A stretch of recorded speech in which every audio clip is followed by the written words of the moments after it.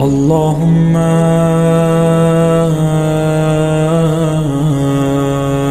كل ولي الحجة ابن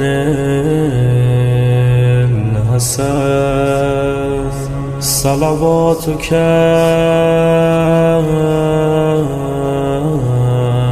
عليه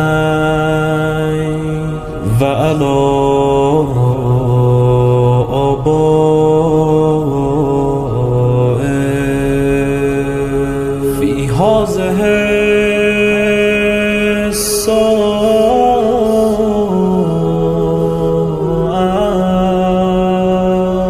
وفي كل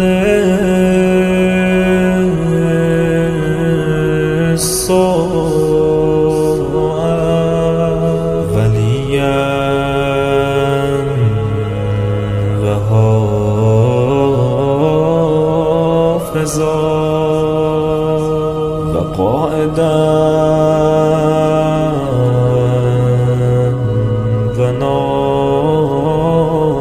وناصرا ودليلا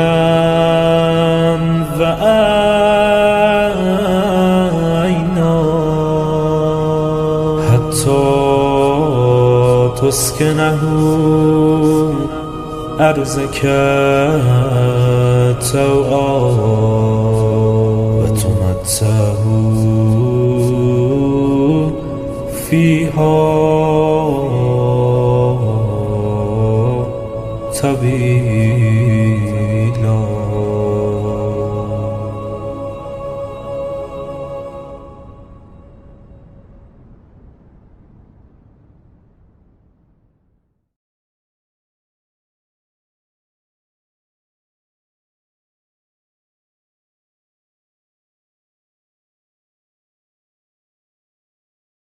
بسم الله الرحمن الرحيم.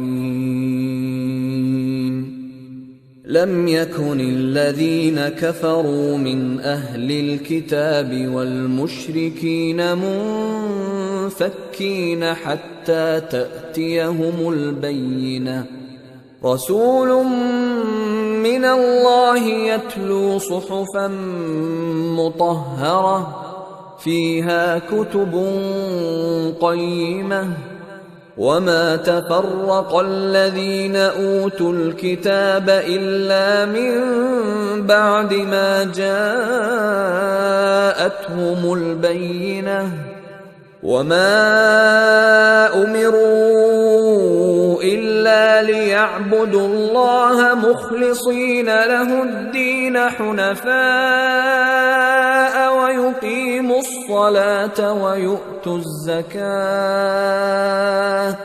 وذلك دين القيمة. إن الذين كفروا من أهل الكتاب والمشركين في نار جهنم خالدين فيها أولئك هم شر البرية. إن الذين آمنوا وعملوا الصالحات أولئك هم خير البرية. جزاؤهم عند ربهم جنات عدن تجري من تحتها الأنهار خالدين فيها أبدا رضي الله عنهم ورضوا عنه ذلك لمن خشي ربه.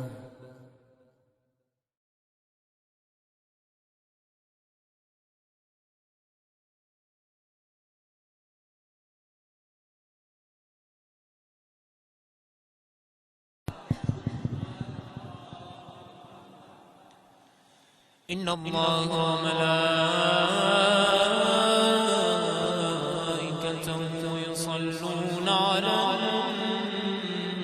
النبي يا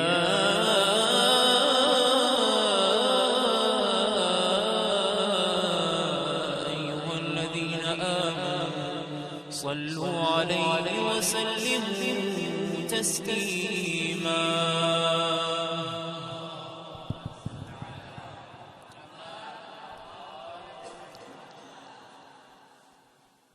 We beseech Allah subhanahu wa ta'ala the ear of the martyrdom of Hazrat Abbas alayhi salam, that, O Allah, make us loyal in the same manner as Hazrat Abbas was to Imam Hussain.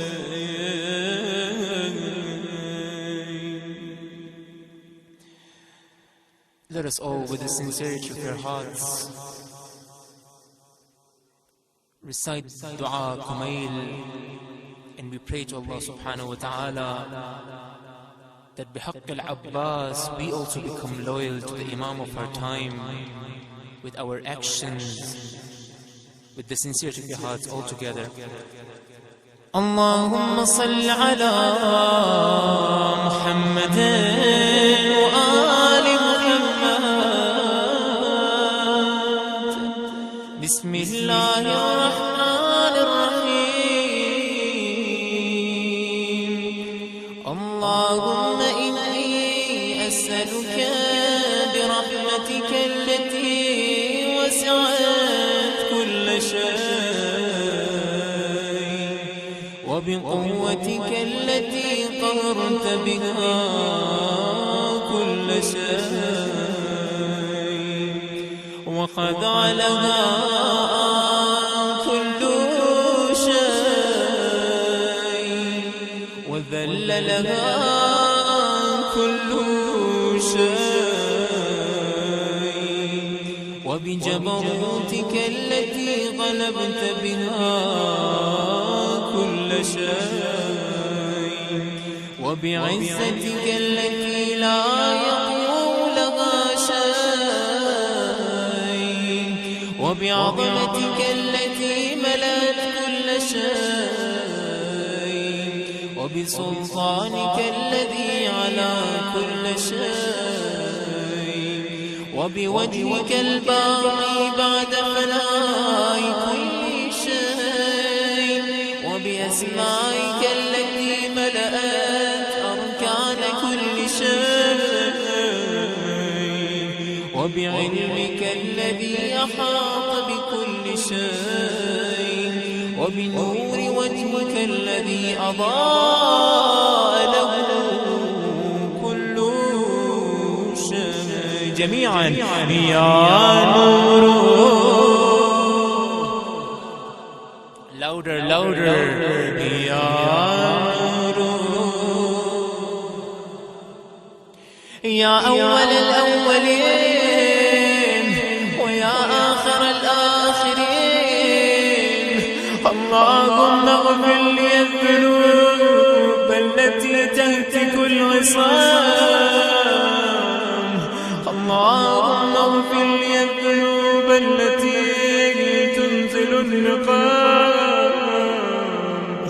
اللهم اغفر لي الذنوب التي تغير اللهم اغفر لي الذنوب التي تحبس الدعاء. اللهم اغفر لي الذنوب التي تنزل البلاء. اللهم اغفر لي كل ذنب أذنبته وكل خطيئة أخطأتها. اللهم إني أتقرب إليك بذكرك وأستشفع بك إلى نفسك وأسألك بجودك أن تدنيني من قربك وأن توزعني شكرك وأن تلهمني ذكرك. اللهم إني أسألك سؤال خاضع متذلل خاشع أن تسامحني وترحمني وتجعلني بقسمك راضيا قانعا وفي جميع الأحوال متواضعا. اللهم وأسألك سؤال من اشتدت طاقته وأنزل بك عند الشدائد حاجته وعظم فيما عندك رغبته. اللهم عظم سلطانك وعلى مكانك وخفي مكرك وظهر أمرك وغلب قهرك وجرت قدرتك ولا يمكن الفرار من حكومتك. جتنے بھی گناہ کر تیری حکومت سے فرار نہیں کر سکتا. Pay attention to the meaning of the dua. اللهم لا أجد لذنوبي غافرا ولا لقبائحي ساترا ولا لشيء من عملي القبيح بالحسن مبدلا غيرك. لا إله إلا أنت سبحانك وبحمدك. The first step of tawbah is that we confess our sins in front of Allah subhanahu wa ta'ala all together. ظلمت نفسي. Louder everyone. ظلمت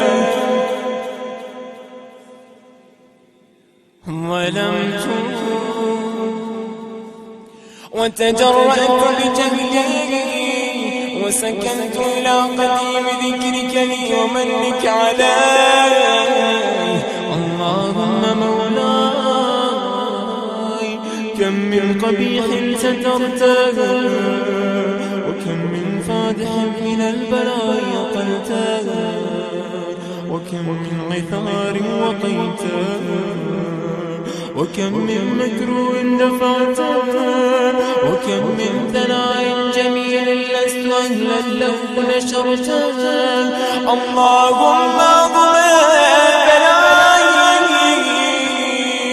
وأفوض بي سوء حالي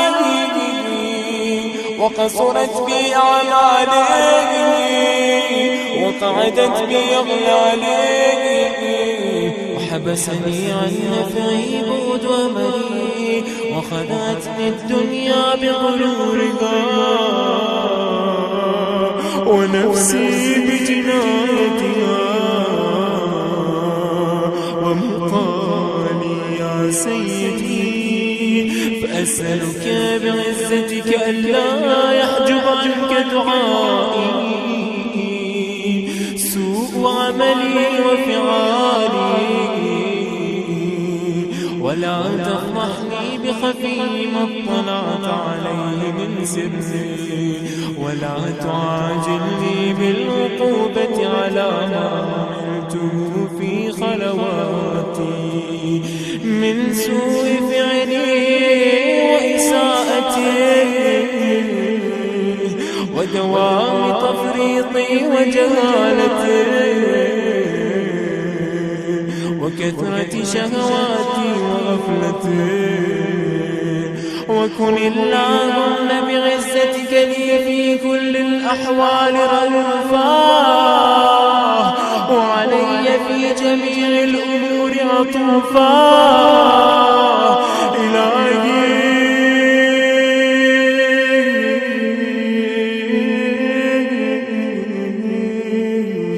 وربي من لي غيرك. أسأله كشف ضري والنظر في أمري. إلهي ومولاي أجريت علي حكما اتبعت فيه هوى نفسي ولم أحترس فيه من تزيين عدوي فغرني بما هو وأسعده على ذلك القضاء، فتجاوزت بما جرى علي من ذلك بعد حدودك، وخالفت باب أوامرك، فلك الحمد علي في جميع ذلك، ولا حجة لي فيما جرى علي في قضاءك، وألزمني حكمك وبلاغك، وقد أتيتك يا إلهي بعد تقصيري وإسرافي على نفسي، حافظكم الله، معتذرا نادما منكسرا مستقيما جميعا مستغفرا مقرا مذعنا معترفا، لا أجد مفرا مما كان مني، ولا مفزعا نتوجه إليه في أمري غير قبولك عذري وإدخالك إياي في سعة رحمتك. اللهم فاقبل عذري وارحم شدة ظلمي، وفكني من شد وثاقي يا رب ارحم. اس طرح سے نہیں، مل کے پکاریں یا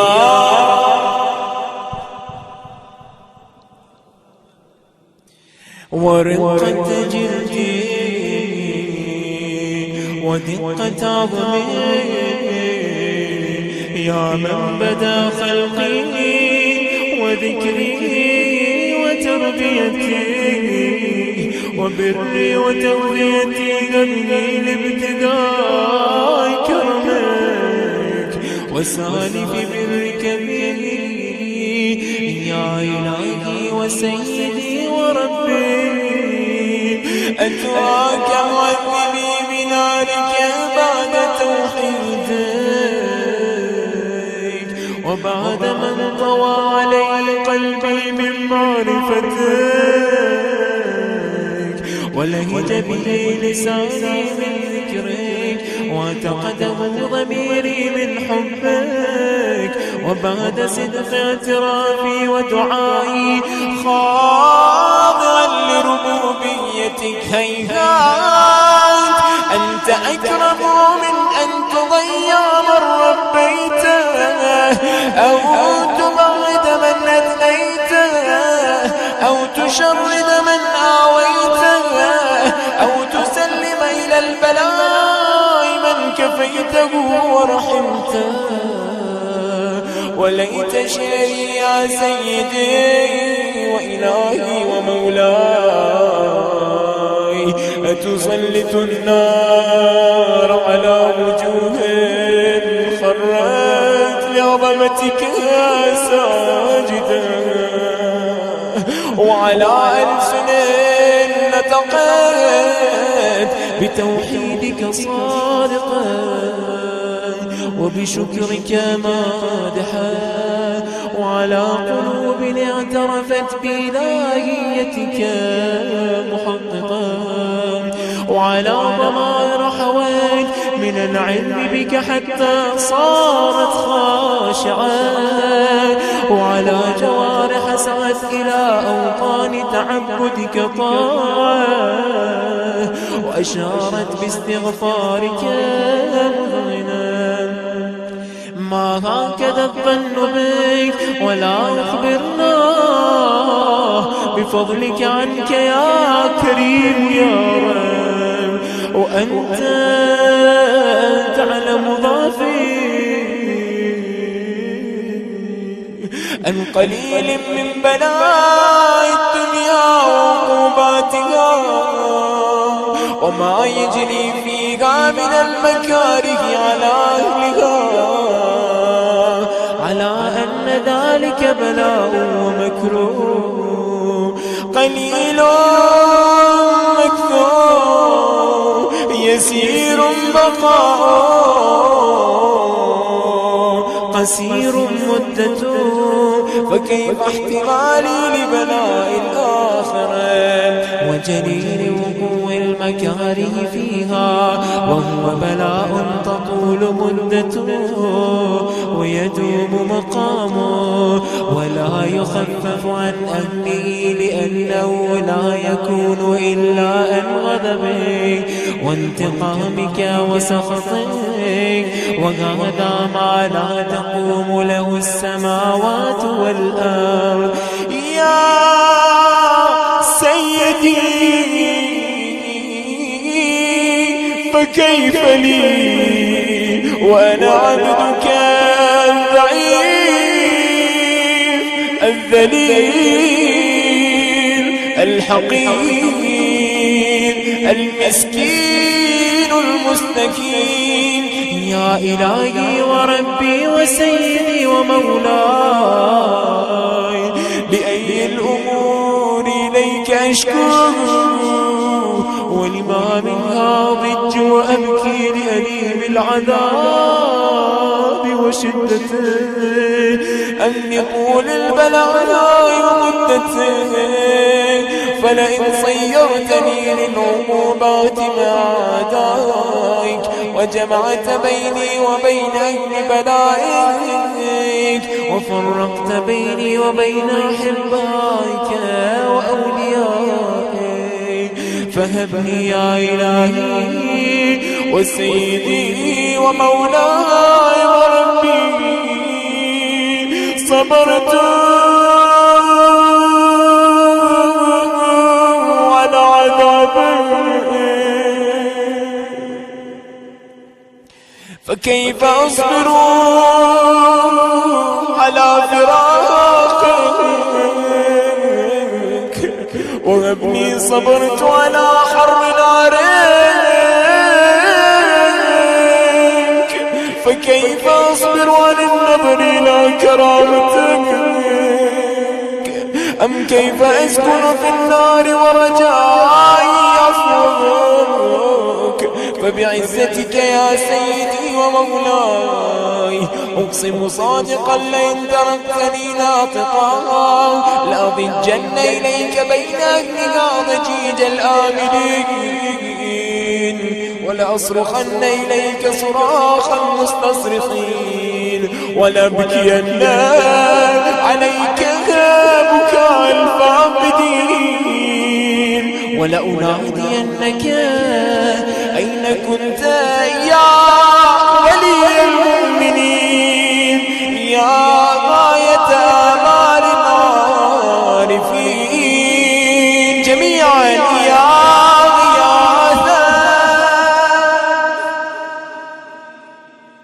All together. يا غياثا يا غياثا، يا حبيب قلوب الصادقين،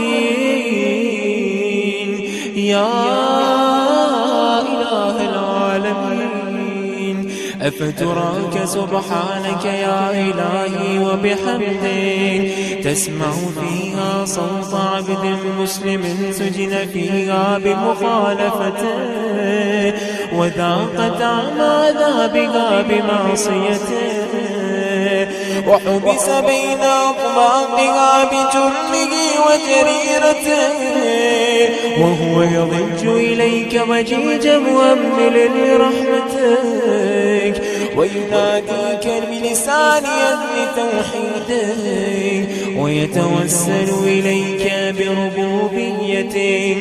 يا مولاي فكيف يبقى في العذاب وهو يرجو ما سلف من حلمك، أم كيف تؤلمه النار وهو يأمل فضل تطرقه لكيبها وأنت تسمع صوته وترى مكانه أم كيف يشتمل عليه زفيرها وأنت تعلم ضعفها أم كيف يتغلغل بين أطباقها وأنت تعلم صدقها أم كيف تزجره زبانيتها وهو يناديك يا رب أم كيف يرجو فضلك في عتبه منها فتتركه فيها هيهات ما ذلك الظن بك ولا المعروف من فضلك ولا مشبه لما عملت به الموحدين من برك وإحسانك فباليقين يقطع لولا ما حكمت به من تعذيب جاحدك وقضيت به من إخلاد معاندك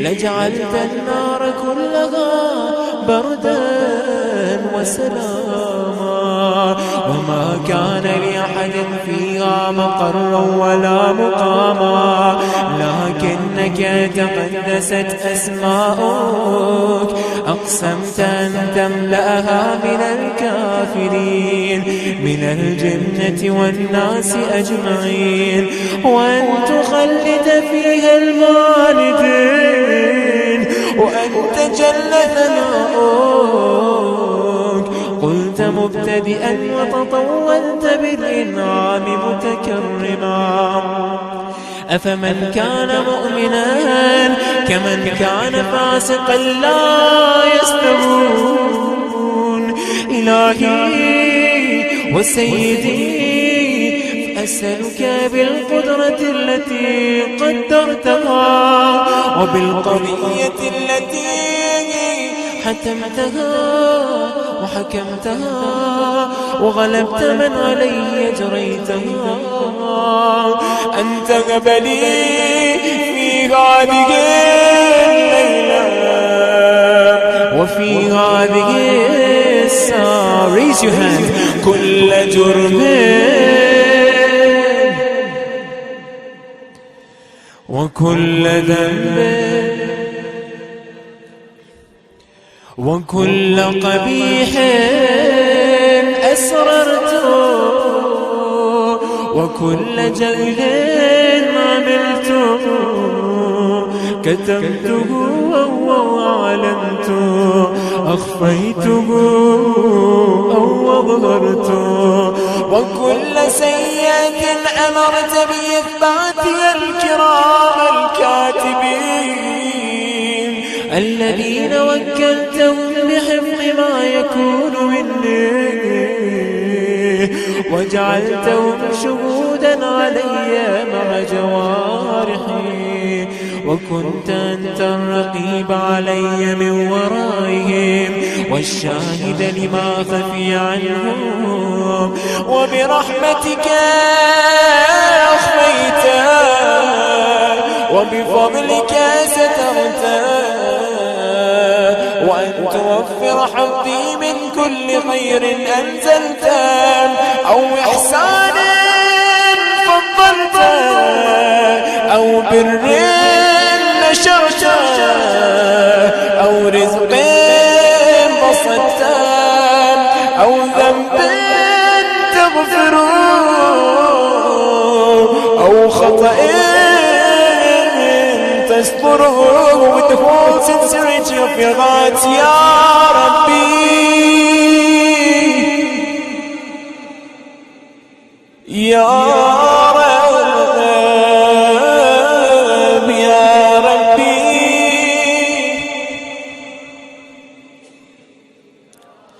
يا إلهي وسيدي ومولاي ومالك ربي يا من بيدي ناصيتي يا عليما بغري ومسكنتي يا خبيرا بفقري وفاقتي يا ربي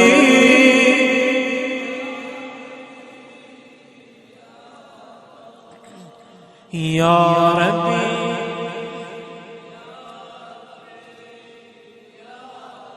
أسألك بحقك وقدسك وعظم صفاتك وأسمائك أن تجعل أوقاتي من الليل والنهار بذكرك مغمورا وبخدمتك موصولا وأعمالي عندك مقبولا حتى تكون أعمالي وأورادي كلها وردا واحدا وحالي في خدمتك سرمدا يا سيدي يا من عليه معولي يا من إليه شكوت أحوالي يا ربي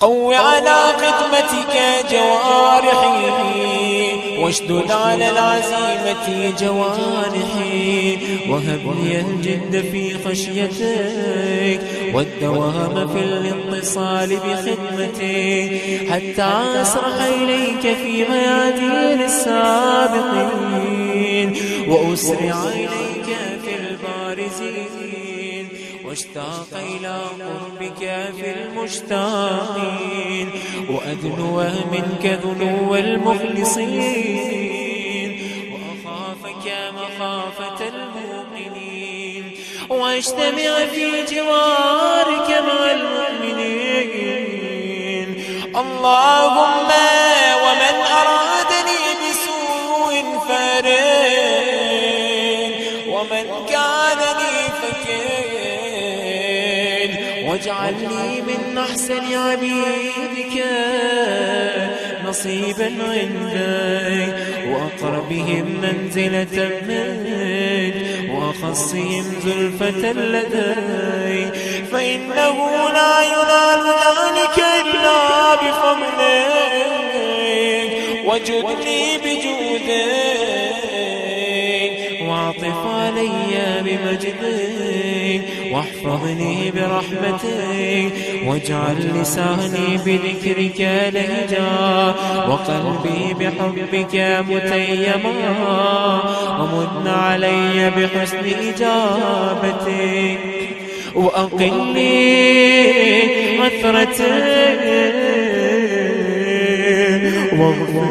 واغفر زلتي فإنك قضيت على عبادك بعبادتك وأمرتهم بدعائك وضمنت لهم الإجابة. All together, raise your hands. فإليك يا ربي نصبت وجهي وإليك يا ربي مددت يدي فبعزتك استجب لي دعائي وبلغني مناي ولا تقطع من فضلك رجائي واكفني شر الجن والإنس من أعدائي يا سريع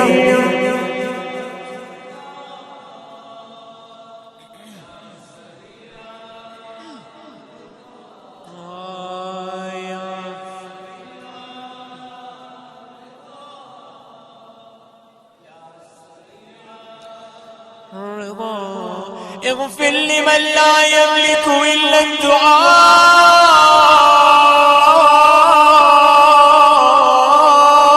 الدعاء فإنك فعال لما تشاء يا من اسمه دواء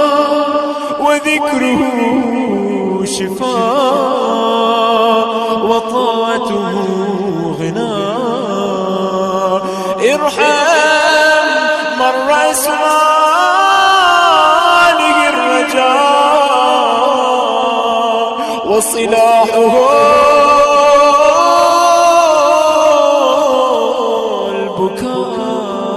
البكاء يا سابق النعم يا دافع النقم يا نور المستوحشين في الظلام يا عالما لا يعلم صل على محمد وآل محمد وافعل بما أنت أهله وصلى الله على رسوله والأئمة الميامين من آله وسلم تسليما كثيرا كثيرا.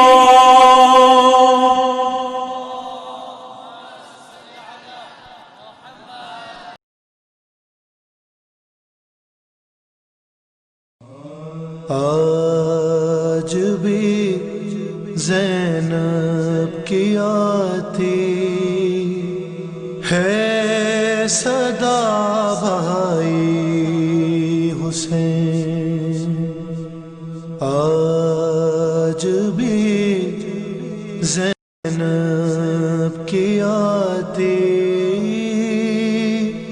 ہے صدا بھائی حسین تیرا چہرہ تیری آنکھیں بھول کب پائی حسین آج بھی زینب کی آتی ہے صدا بھائی حسین چلتے ناقب سے گرایا خود کو جلتی ریت پر چلتے ناقب سے گرایا خود کو جلتی ریت پر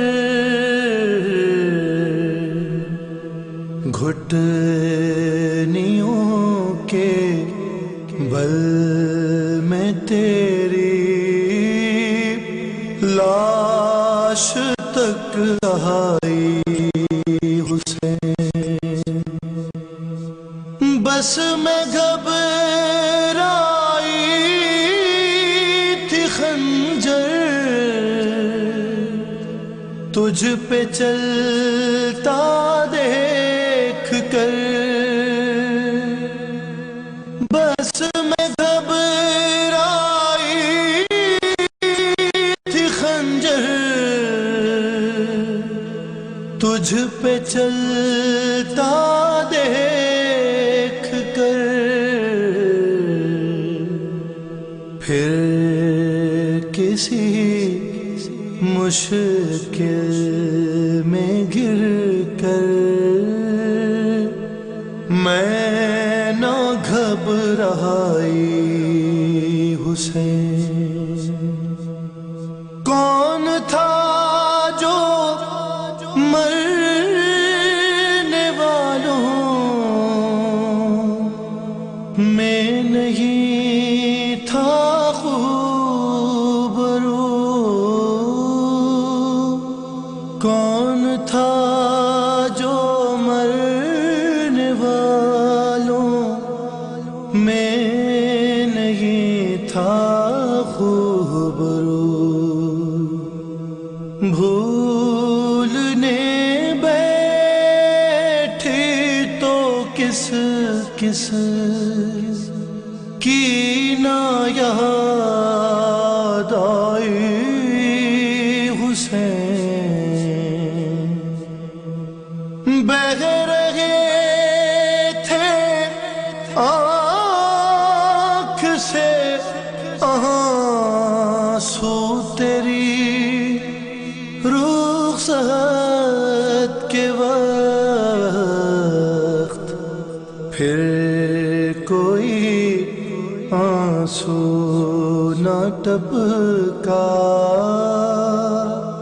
آنکھ پتھرائی حسین، ہاتھ میں کوزے لیے سب آسمان تکتے رہے، ہاتھ میں کوزے لیے سب آسمان تکتے رہے، ابر نے ایک بوند پانی کی نہ برسائی حسین، دور افتادہ سفر سے لوٹ کر میں نے نوے ٹھنڈا پانی جب پیا بس تیری یاد آئی حسین، ٹھنڈا پانی جب پیا بس رحم اللہ من قرأ الفاتح۔ بسم اللہ الرحمن الرحیم، الحمد للہ رب العالمین الرحمن الرحیم مالک یوم الدین، ایاک نعبد صراط الذین انعمت علیہم غیر المغضوب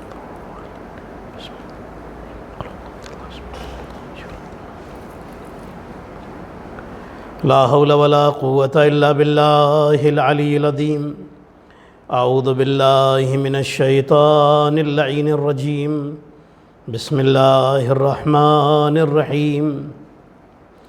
الحمد للہ رب العالمین، حسبنا اللہ ونعم الوکیل، نعم المولا ونعم النصیر، والصلاة والسلام والتحیۃ والاکرام علی نبی الامی المکی المدنی القرشی البطحی الابتحی التہامی، السید البہی والسراج المضیء الکوکب الدری، صاحب الوقار والسکینہ المدفون بأرض مدینہ، العبد المؤید والرسول الممجد، المصطفى الامجد، سیدنا و مولانا ابی القاسم محمد، اللہم صلی علی محمد وآل محمد، والصلاة والسلام والتحیۃ والاکرام علی اہل بیتہ الطیبین الطاہرین المعصومین المظلومین، سیما بقیت اللہ فی الارضین، روحی وارواح العالمین لتراب مقدمہ الفدا، اللہم عجل لولیک الفرج، ولعنت اللہ علی اعدائہم اجمعین،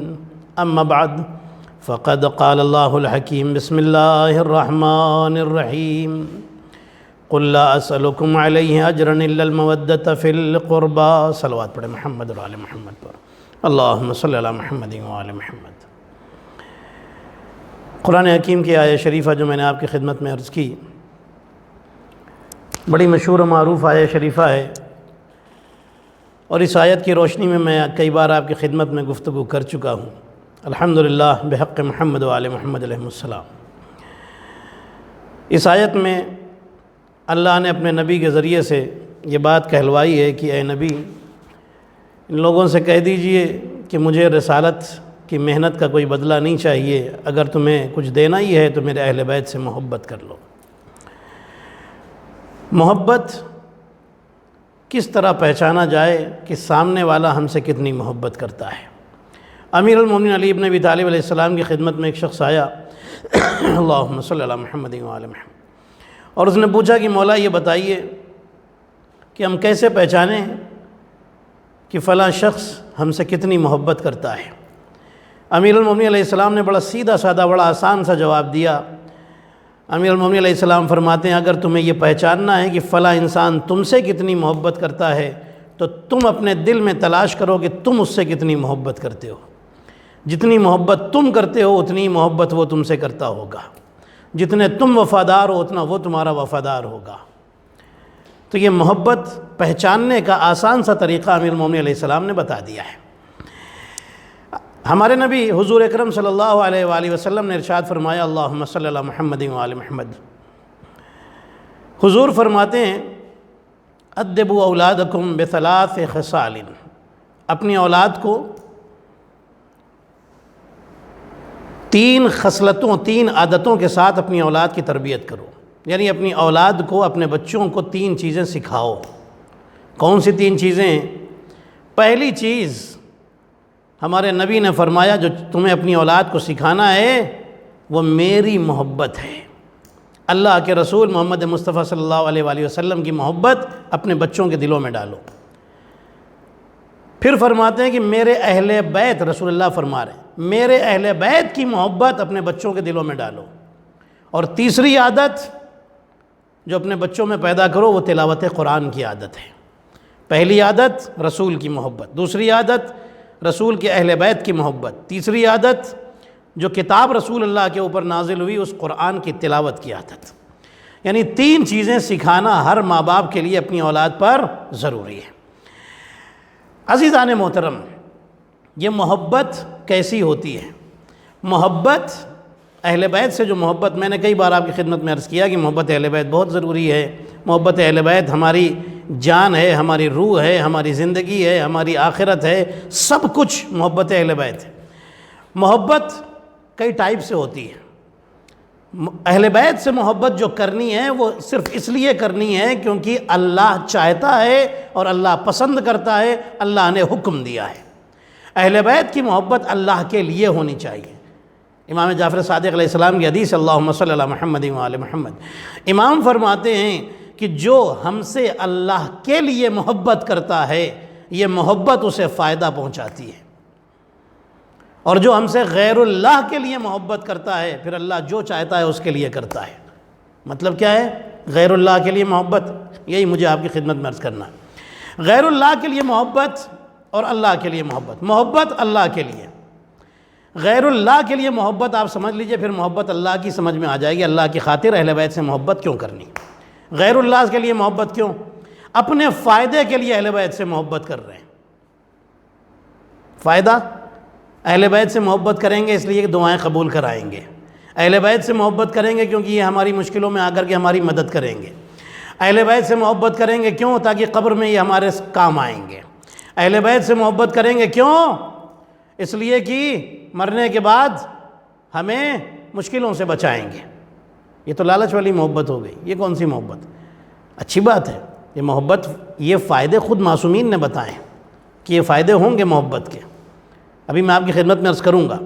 لیکن محبت بس اللہ کے لیے، یہ ایک انٹینشن الگ ہی ہوتا ہے کہ محبت صرف اللہ کے لیے۔ اب سنیے ایک واقعہ۔ ہمارے نبی ایک دن مسجد میں پہنچے، رسول اللہ مسجد میں پہنچے، نماز ختم ہوئی، رسول اللہ نے خطبہ دیا۔ خطبہ دینے کے بعد جب لوگ جانے وانے لگے نا، اب ہمارے نبی نے ایک بچے کو بلایا۔ ایک بچہ بھی تھا، ایک باپ تھا جو اپنے بچے کو لے کے اس دن مسجد میں آیا تھا۔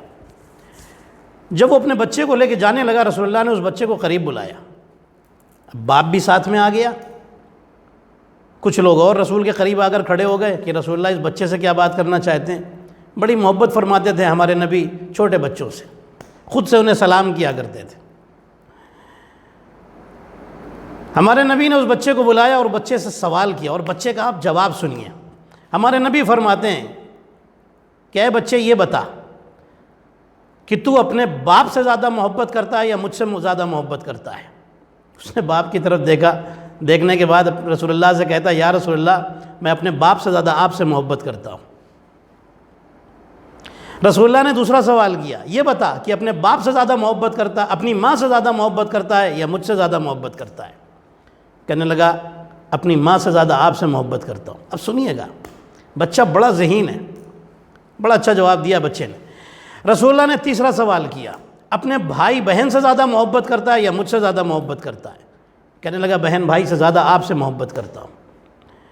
رسول اللہ نے پھر سوال کیا کہ یہ بتا، اب سنیے سوال، رسول فرماتے ہیں یہ بتا کہ اللہ سے زیادہ محبت کرتا ہے یا مجھ سے زیادہ محبت کرتا ہے؟ بچہ بھی بڑا ذہین ہے، رسول کو تو معلوم ہے نا کیا جواب دے گا یہ۔ رسول اللہ دوسروں کو بتانا چاہتے ہیں، یہ بتا کہ اللہ سے زیادہ محبت کرتا ہے یا مجھ سے زیادہ محبت کرتا ہے؟ بڑا ذہین بچہ تھا، بڑا خوبصورت جواب دیا بچے نے۔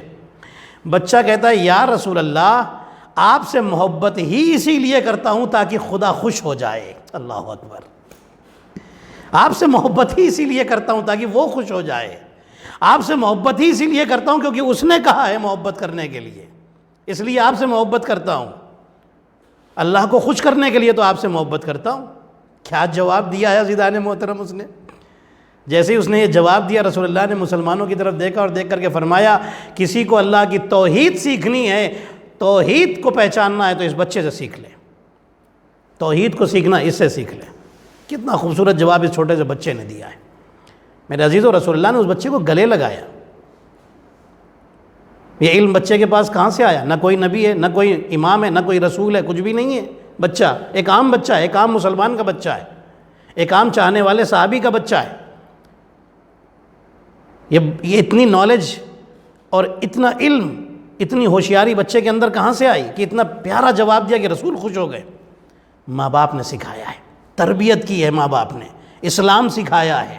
گھر میں ہر وقت اللہ اور رسول اور اہل بیت کی باتیں ہوتی ہیں، قرآن کی آیتوں کی باتیں ہوتی ہیں، اس لیے بچہ جواب اتنا اچھا دے رہا ہے کہ رسول کو پسند آ رہا ہے۔ عزیزان محترم، تو بچوں کی اس طریقے سے تربیت کریں۔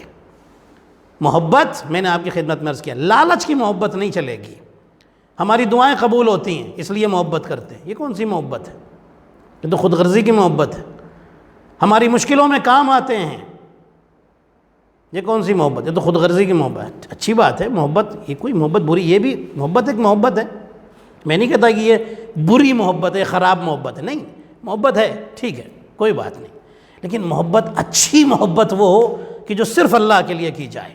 ہماری دعا قبول ہو یا نہ ہو، ان سے محبت کرنا ہے تو کرنا ہے، اللہ اکبر، ان سے پیار ہے تو ہے۔ ایک شخص ہے جس کا نام ہے حارث حمدانی، بڑے عظیم شخصیت ہے، ہمارے سلام ہوں اس ذات مقدس پر۔ امیر المومنین علیہ السلام کے بڑے خاص صحابی ہیں، امیر المومنین علیہ السلام سے روز ملتے ہیں۔ ایک دن امیر المومنین علیہ السلام کے ساتھ کھڑے باتیں کر رہے تھے، چلے گئے تھوڑی، اب امیر المومنین علیہ السلام اپنے گھر آ گئے، وہ اپنے گھر چلے گئے، تھوڑی دیر گزری تھی کہ پھر دروازے پر آ کے دروازہ کھٹکھٹایا۔ امیر المومنین علیہ السلام نے خود دروازہ کھولا، دیکھا سامنے حارث کھڑے۔ امیر المومنین نے فرمایا کہ حارث ابھی تو ملاقات ہوئی تھی تھوڑی دیر پہلے، کچھ کام ہے؟ خیریت تو ہے؟ حارث کہتے ہیں مولا آپ سے محبت اتنی ہے کہ بار بار آپ کو دیکھنے کا دل چاہتا ہے، بس اس لیے آیا ہوں، ایک بار اور اپنے مولا کے چہرے کی زیارت کر لوں اس لیے آیا ہوں، اور کوئی بات نہیں، کوئی کام نہیں، صرف آپ کے چہرے کو دیکھنے آیا ہوں۔ امیر المومنین علیہ السلام نے فرمایا کہ حارث اگر تمہاری محبت سچی ہوگی، سچی ہے محبت، امیر المومنین علیہ السلام فرماتے ہیں اگر تمہاری محبت سچی ہوگی، مولا نے کوئی شک نہیں کیا ان کی محبت کے اوپر، بس ایک جملہ فرمایا اور دنیا کو میسج دیا ہے، ایک حدیث بیان کرنی ہے مولا کو، اس لیے جملہ فرمایا اگر تمہاری محبت سچی ہوگی تو یاد رکھو 3 جگہ پر میں خود تمہاری مدد کرنے آؤں گا۔ کون سی جگہ؟ پہلی چیز مولا نے اشارہ کیا حلق کا، فرماتے ہیں کہ جب تمہاری روح یہاں تک پہنچ جائے گی، مطلب نکلنے والی روح ہوگی، تمہارا لاسٹ ٹائم ہوگا، اس وقت میں تمہاری مدد کرنے کے لیے آ جاؤں گا، ملک الموت کو حکم دوں گا تمہاری روح آرام سے اور محبت کے ساتھ نکالے۔ دوسرا موقع امیر المومنین علیہ السلام فرماتے ہیں جب قبر میں فرشتے تم سے سوال کرنے کے لیے آئیں گے اس وقت تمہاری مدد کرنے آؤں گا، یا کچھ روایتوں میں پل صراط کے پاس جب تم پہنچو گے، جب گزر رہے ہوگے اس وقت تمہاری مدد کرنے آؤں گا۔ اور تیسرا موقع فرماتے ہیں جب حوض کوثر کے پاس لوگ جمع ہو رہے ہوں گے، کوثر کا پانی پینے کے لیے، اس وقت میں تمہیں بلا کر پانی پلاؤں گا، اے حارث میں تمہیں وہاں پر پانی پلاؤں گا۔ آپ نے غور فرمایا اس محبت کے کتنے فائدے ہیں؟ یہ تو خود اہل بیت نے ہمیں بتا دیا ہے۔ رسول اللہ نے فرمایا 7 جگہ پر یہ محبت تمہیں فائدہ پہنچاتی ہے۔ ایک اور ہمارے نبی کی حدیث ہے جس میں فرماتے ہیں اے فاطمہ جو تم سے محبت کرے گا 100 جگہ پر یہ محبت تمہیں فائدہ دے گی، 100 جگہوں پر، 100 مواطن، 100 جگہوں پر تمہاری مدد کرے گی۔ یہ حدیث کا جملہ 100 مواطن کر کے، 100 جگہ پر یہ محبت تمہاری اس انسان کو کام آئے گی، فائدہ پہنچائے گی۔ ایران میں ایک بہت بڑا مدرسہ ہے، مدرسہ حجتیہ۔ اس مدرسہ حجتیہ کے جو فاؤنڈر تھے وہ تھے آیت اللہ حجت۔ آیت اللہ حجت کے جو سسر تھے، جو فادر ان لا تھے، وہ بھی بہت بڑے عالم تھے۔ آیت اللہ حجت نے ان کا واقعہ لکھا، ان کی زندگی کے آخری وقت کا واقعہ لکھا ہے۔ وہ لکھتے ہیں کہ جس وقت جب ان کے انتقال کا وقت قریب آ رہا تھا، 2 دن پہلے انہوں نے اپنی بیٹی سے، کہتے ہیں میری زوجہ ملنے کے لیے گئی اپنے باپ سے، میری وائف ملنے گئی اپنے باپ سے، تو انہوں نے میری وائف سے کہہ دیا تھا کہ بیٹی، ان کی بیٹی تھی، انہوں نے کہا بیٹی 2 دن کے بعد میرا انتقال ہو جائے گا۔ بیٹی تو رونے لگی، بابا آپ ایسی بات نہ کریں، اللہ آپ کو لمبی زندگی دے، ساری دعائیں وغیرہ دیں، لیکن جو اللہ کے مقدرات ہیں وہ تو ہونے ہیں، موت تو سب کو آنی ہے۔ چلیے تو میر انیس نے ایک شعر کہا تھا، جب سید مرسل نہ رہے کون رہے گا، جب رسول اللہ نہ رہے تو کون رہے گا۔ بہرحال کہنے لگے بیٹا موت برحق ہے، وہ تو آئے گی، 2 دن کے بعد میرا انتقال ہو جائے گا۔ اب سوچئے تو جب عشق اہل بیت دل کے اندر اتر جائے، بغیر فائدے و نقصان کو دیکھے ہوئے کہ کیا فائدہ ملے گا اور کیا فائدہ ملے گا اور کہاں پر ہم اس محبت کی وجہ سے خطرے میں پڑ سکتے ہیں، یہ سب نہیں دیکھنا ہے۔ محبت کرنی ہے تو کرنی ہے، کچھ نہیں۔ سب سے بڑے خطرے تو آخرت کے ہیں، ان خطروں سے بچانے کے لیے یہ محبت ہی بچا لیتی ہے آ کر کے۔ بیٹی میں دنیا سے گزر جاؤں گا 2 دن کے بعد۔ بیٹی پریشان ہوئی، اس کے بعد گھر آ گئیں۔ 2 دن کے بعد جب پہنچی تو دیکھا واقعاً سچ مچ باپ لیٹے ہوئے اور آخری سانس لے رہے ہیں۔ بیٹی قریب پہنچی، گھر والے اور بھی وہاں پر موجود تھے۔ یہ بیٹی بہت زیادہ چہیتی بیٹی تھی آیت اللہ حجت کے سسر کی۔ وہ بزرگ عالم دین اپنی بیٹی کو قریب بلاتے ہیں اور کہتے ہیں بیٹی ایسا ہے، تھوڑا سا پانی لے آؤ، تھوڑا سا، اور خاک شفا لے آؤ۔ بیٹی خاک شفا لے کے آئی، تھوڑی سی خاک شفا لی، پانی میں ڈالی اور اسے پی گئے۔ اور ایک جملہ کا میرے اللہ تو گواہ رہنا، میں نے دنیا سے جو آخری غذا لی ہے وہ صرف خاک شفا اپنے پیٹ میں پہنچائی ہے۔ خاک شفا آخری چیز ہے جو میرے پیٹ کے اندر گئی ہے، یہ دنیا کی آخری غذا ہے جو میں نے لی ہے، آخری فوڈ ہے دنیا کا جو میں نے لیا ہے۔ یہ کہنے کے بعد وہ کبھی ادھر دیکھتے ہیں کبھی ادھر دیکھتے ہیں، بیٹی سے کہتے ہیں مجھے پیٹھ میں سہارا دے کے تھوڑا سا اٹھاؤ۔ تھوڑا سا اٹھایا، کبھی ادھر دیکھتے ہیں کبھی ادھر دیکھتے ہیں، کبھی دروازے کی طرف دیکھتے ہیں کبھی اوپر دیکھتے ہیں۔ سب لوگ حیران ہیں کیا دیکھ رہے ہیں۔ اس کے بعد ایک نظر ایک طرف دیکھ کر کے بس رونے لگے، آخری وقت ہے۔ اور ایک جملہ کا السلام علیک یا رسول اللہ، السلام علیک یا امیر المومنین، السلام علیک یا ابا محمد حسن المجتبی، السلام علیک یا ابا عبداللہ الحسین، السلام علیک یا سیدۃ نساء العالمین۔ سلام کرنا شروع کر دیا۔ لوگوں نے پوچھا بابا، بیٹی نے پوچھا بابا کیا ہوا؟ کہا رسول اللہ آئے مجھے لینے کے لیے، امیر المومنین مجھے لینے آئے ہیں، شہزادی دو عالم تشریف لائی ہیں۔ حسنین کریمین اور ہمارے امام سجاد، امام محمد باقر، سارے امام ہمیں لینے کے لیے تشریف لائے، مجھے اپنے ساتھ لے جانے کے لیے۔ آپ سوچئے یہ محبت، امیر المومنین نے کیا فرمایا؟ اگر تم محبت میں سچے ہو، کمپرومائز نہیں کرتے محبت اہل بیت کے معاملے میں، کوئی کمپرومائز نہیں۔ یہاں تو انسان ڈپلومیسی اور کمپرومائز نہ جانے کن کن مشکلوں میں، نہ جانے کن کن چکروں میں اپنی زندگی گزار رہا ہے۔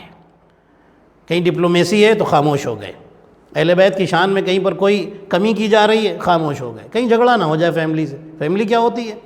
اہل بیت کا معاملہ جہاں پر آ جائے وہاں کچھ نہیں دیکھنا ہے، کوئی کمپرومائز نہیں، کوئی ڈپلومیسی نہیں۔ یہ ہے عشق اہل بیت۔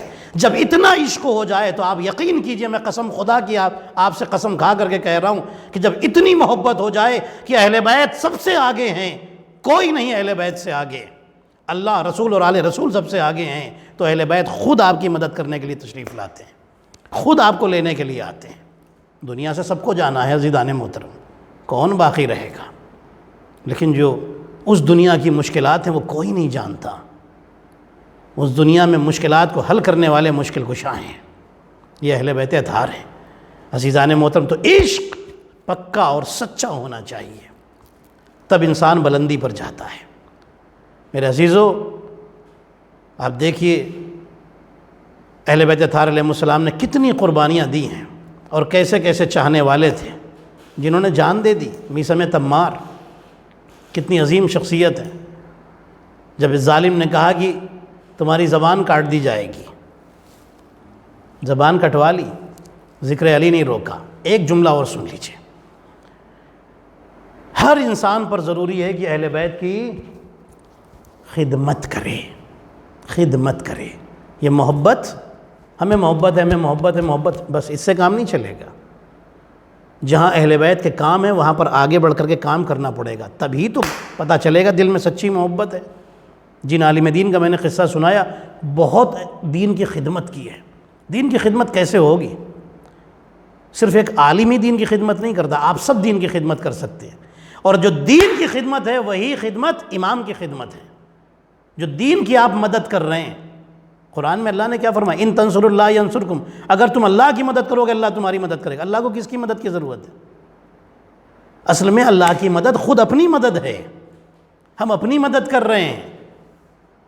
یہ تو اللہ نے عزت دی جو ہمیں یہ جملہ کہہ دیا کہ تم اللہ کی مدد کرو گے، تو بہت بڑی بات ہے جو اس نے کہہ دی۔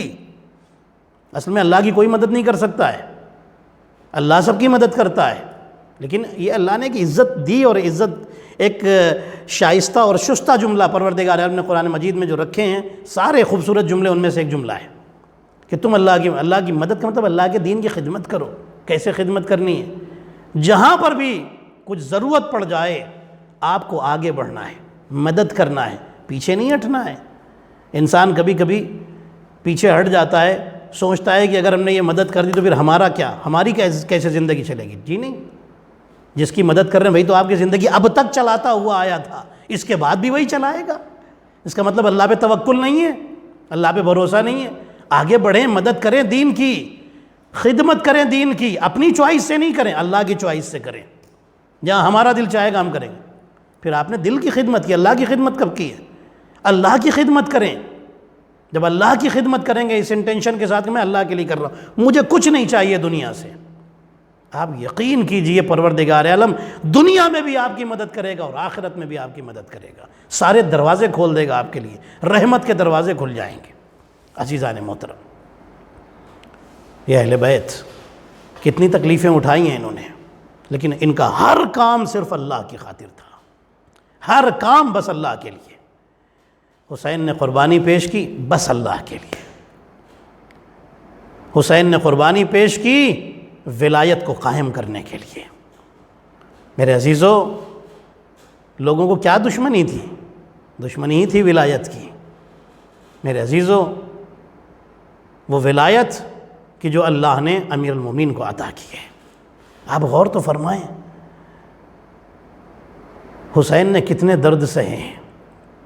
میں ایک جملہ کہتا ہوں، دنیا کو حسین کے جسم کے زخم نظر آ گئے، کسی کو حسین کے دل کے زخم نظر نہیں آئے۔ کبھی عباس کے جنازے پر رو رہے ہیں، کبھی اون محمد کے جنازے پر رو رہے ہیں، کبھی حبیب کے جنازے پر رو رہے ہیں۔ کتنے زخم ہیں جو حسین کے دل پہ لگے، اسے کوئی گن نہیں پایا، کسی نے نہیں لکھا حسین کے دل کے زخم کتنے تھے۔ ہاں عزادارو، تاریخ میں لکھا ہے، حمید ابن مسلم کہتا ہے کہ میں نے حسین کی مظلومیت اس وقت دیکھی کہ جب حسین بیٹے کے جنازے کی طرف جا رہے تھے، گرتے تھے اٹھتے تھے، گرتے تھے اٹھتے تھے، اور آواز دیتے تھے اکبر آواز دو، بوڑھا باپ ہے نظر نہیں آتا، آنکھوں کا نور چلا گیا، تمہارے زخمی ہو کر گرنے سے میرا نور چلا گیا۔ ہاں عزادارو، اکبر آواز دے رہے تھے یا بتاؤ الیہ الیہ، بابا ادھر آئیے، آپ کا بیٹا ادھر ہے، آپ کا بیٹا ادھر ہے۔ ہاں عزادارو، حسین آگے بڑھے، بیٹے کے سر کو گود میں رکھا۔ ہاں عزادارو، برچھی کا پھل باہر نکالا، کلیجہ باہر آ گیا۔ اکبر دنیا سے رخصت ہو گئے۔ اکبر کے جنازے کو اٹھایا، خیمے میں لے کر کے آئے، ساری بیویاں جمع ہو گئیں، سب نے ماتم کیا، واہ اکبر آ، واہ محمد آ۔ حسین نے دیکھا ساری بیویاں موجود ہے، سب اہل حرم موجود ہے، لیکن ام لیلہ نظر نہیں آتی۔ آواز دی فضہ جاؤ خیمے سے ام لیلہ کو بلا کر لاؤ۔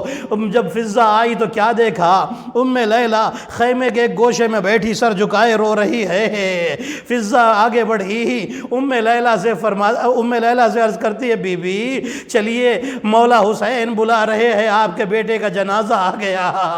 ام لیلہ کو پتہ چل چکا ہے اکبر شہید ہو گئے۔ عزادارو، ام لیلہ اٹھی، خیمے کی دیوار سے ٹکرائی، خیمے کے جو ایک پردہ تھا، جو ایک چادر کی دیوار تھی، اس سے ٹکرائی۔ عزادارو، کبھی ادھر ٹکراتی ہے کبھی ادھر ٹکراتی ہے۔ فضہ نے آواز دی بی بی دروازہ خیمے کا ادھر ہے۔ عزادارو، ام لیلہ کہتی ہے اے فضہ مجھے کچھ نظر نہیں آتا، ہائے میرا اکبر میری آنکھوں کا نور لے کر چلا گیا۔ وآخر دعوانا الحمدللہ رب العالمین۔ الا لعنت اللہ علی القوم الظالمین۔ الہی بحق الزہرا ابیہا و بعلہا و بنیہا و سر المستودع فیہا، میرے اللہ تجھے محمد اور آل محمد علیہ السلام کا واسطہ تمام مومن مومنات کی اور ہم سب کی اس عبادت کو قبول فرما۔ اے میرے اللہ، ہمارے کثیر معاصی کی مغفرت فرما، جو بیمار ہیں انہیں بیمار کربلا علیہ السلام کے صدقے میں شفاء کاملہ عطا فرما۔ تمام مومن مومنات کو یہاں یا دنیا میں جہاں بھی ہیں پروردگار ان سب کو اس کرونا وائرس سے اور تمام بیماریوں سے محفوظ فرما۔ میرے اللہ، تجھے تیری آخری حجت کا واسطہ، امام زمانہ علیہ السلام کا واسطہ، میرے اللہ جن کا وجود باعث خیر و برکت ہے، میرے اللہ ان کے وجود بابرکت کے صدقے میں اس دنیا سے اس کرونا جیسی مہلک بیماری کو دور فرما، رفع و دفع فرما، اور مومنین اور مومنات اور جہاں بھی انسانیت آباد ہے پروردگار تمام عالم انسانیت کو اس سے راحت اور سکون عطا فرما۔ میرے اللہ، امام زمانہ علیہ السلام کے ظہور میں تعجیل فرما، ہم سب کو ان کے اصحاب و انصار میں شمار فرما۔ ربنا تقبل منا انک انت السمیع العلیم۔ یا حضرت عباس، یا حضرت عباس، روزے پہ بلا لو، بہت دور ہوں تم سے، روزے پہ بلا لو، یا حضرت عباس، یا حضرت عباس، روزے پہ بلا لو، بہت دور ہوں تم سے، روزے پہ بلا لو۔ شکوہ بھی تمہیں سے ہے، شکایت بھی تمہیں سے، ہر بات میں کہہ سکتا نہیں مولا کسی سے، نہیں مولا کسی سے، ایک بار تو روزے پہ بلا لیجئے آقا، دل غم سے بھرا ہے تمہیں آ کر میں سناؤں۔ یا حضرت عباس، یا حضرت عباس، روزے پہ بلا لو، بہت دور ہوں تم سے، روزے پہ بلا لو۔ دنیا میں کہاں تیرے سوا کوئی سہارا، جیتے جی اگر دیکھا نہیں روزہ تمہارا، نہیں روزہ تمہارا، تو دور میں تم سے نہیں رہ پاؤں گا زندہ، دل غم سے بھرا ہے تمہیں آ کر میں سناؤں۔ یا حضرت عباس، یا حضرت عباس، روزے پہ بلا لو، بہت دور ہوں تم سے، روزے پہ بلا لو۔ رو رو کے تیرے روزے کی جالی کو بھگو، چوکھٹ کو تیری بارہ اشکوں سے میں دھوؤں، اشکوں سے میں دھوؤں۔ اے باب حوائج کرو ارمان یہ پورا، دل غم سے بھرا ہے تمہیں آ کر میں سناؤں۔ یا حضرت عباس، یا حضرت عباس، روزے پہ بلا لو، بہت دور ہوں تم سے، روزے پہ بلا لو۔ دیتا ہوں تمہیں واسطہ زینب کی ردا کا، اور شام غریباں میں سکینہ کی صدا کا، سکینہ کی صدا۔ سن لو میری فریاد کو عباس خدا را، دل غم سے بھرا ہے تمہیں آ کر میں سناؤں۔ یا حضرت عباس، یا حضرت عباس، روزے پہ بلا لو، بہت دور ہوں تم سے، روزے پہ بلا لو۔ اے باب حوائج تمہیں محسن کی قسم ہے، عباس تمہیں اصغر کم سن کی قسم ہے، کم سن کی قسم ہے۔ بس دے دو مجھے اونو محمد کا ہی صدقہ، دل غم سے بھرا ہے تمہیں آ کر میں سناؤں۔ یا حضرت عباس، یا حضرت عباس، روزے پہ بلا لو، بہت دور ہوں تم سے، روزے پہ بلا لو۔ اب واسطہ اس پہلو شکستہ کا ہے تم کو، آخر میں بس اب واسطہ زہرا کا ہے تم کو، زہرا کا ہے تم کو۔ روزے پہ بلا کر سنو سلمان سے نوحہ، دل غم سے بھرا ہے تمہیں آ کر میں سناؤں۔ یا حضرت عباس، یا حضرت عباس، روزے پہ بلا لو، بہت دور ہوں تم سے، روزے پہ بلا لو۔ یا حضرت حضرت عباس یا حضرت عباس یا حضرت عباس.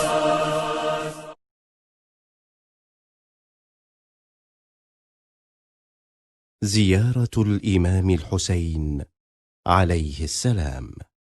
أزور سيدي ومولاي ومعتمدي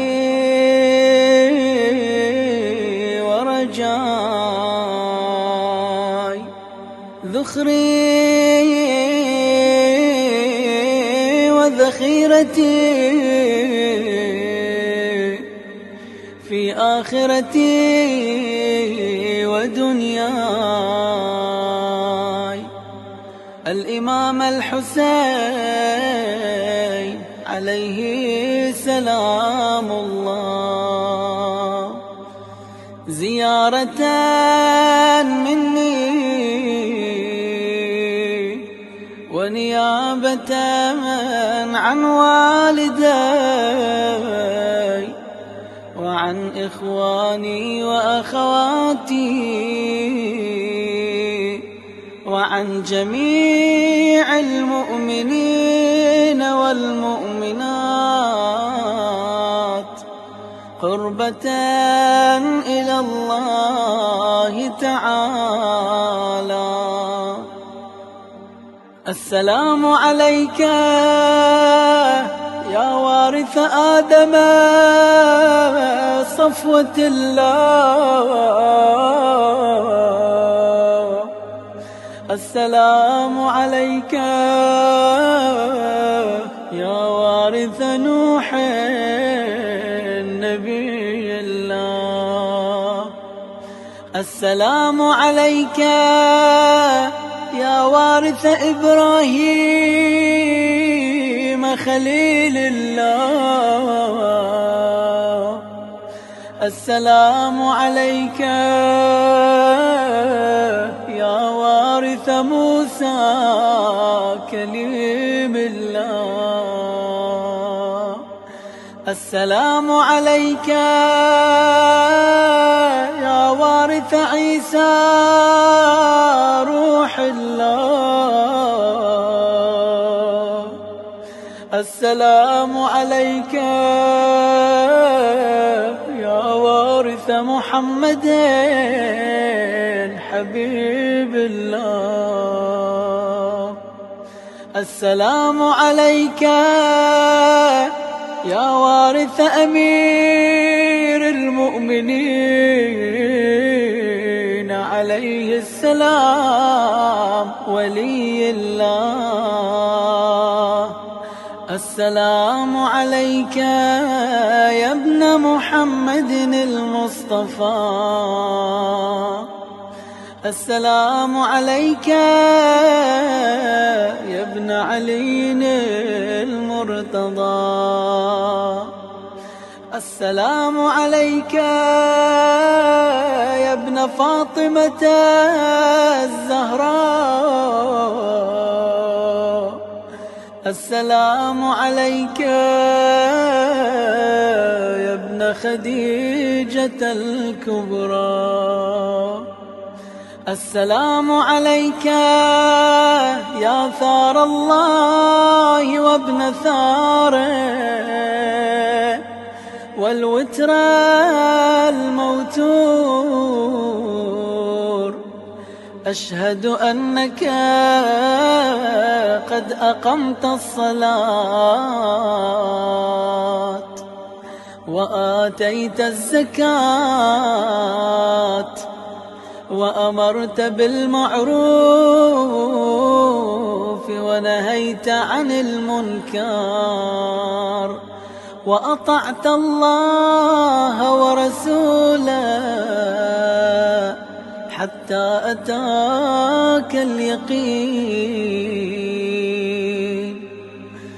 فلعن الله أمة قتلت ولعن الله أمة ظلمت ولعن الله أمة سمعت بذلك فرضيت به. يا مولاي يا أبا عبد الله، أشهد أنك كنت نورا في الأصلاب الشامخة والأرحام المطهرة،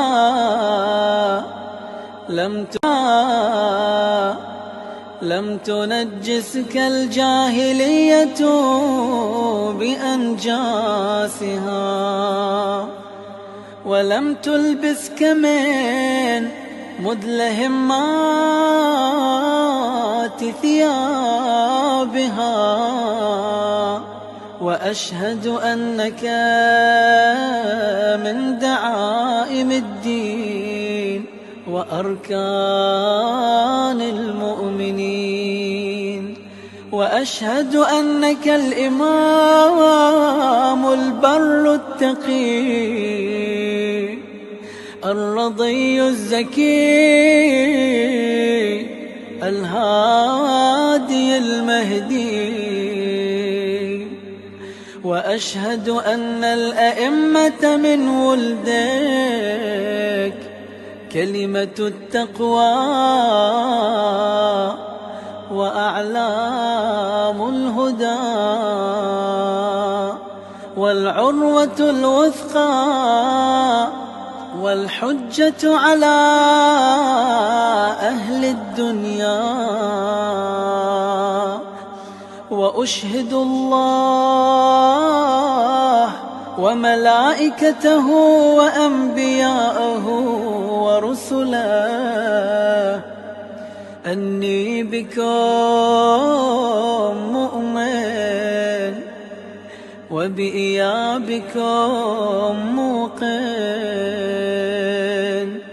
بشرائع ديني وخواتيم عملي، وقلبي لقلبكم سلم، وأمري لأمركم متبع. صلوات الله عليكم وعلى أرواحكم وعلى أجسادكم وعلى أجسامكم وعلى شاهدكم وعلى غائبكم وعلى ظاهركم وعلى باطنكم. ثم انكب على القبر وقبله وقل: بأبي أنت وأمي يا ابن رسول الله. بأبي أنت وأمي يا أبا عبد الله. لقد عظمت الرزية وجلت المصيبة بك علينا وعلى جميع أهل السماوات والأرض. فلعن الله أمة أسرجت وألجمت وتهيأت لقتالك يا مولاي يا أبا عبد الله. قصدت حرمك وأتيت إلى مشهدك، أسأل الله بالشأن الذي لك عنده وبالمحل الذي لك لديه أن يصلي على محمد وآل محمد، وأن يجعلني ربي معكم في الدنيا والآخرة.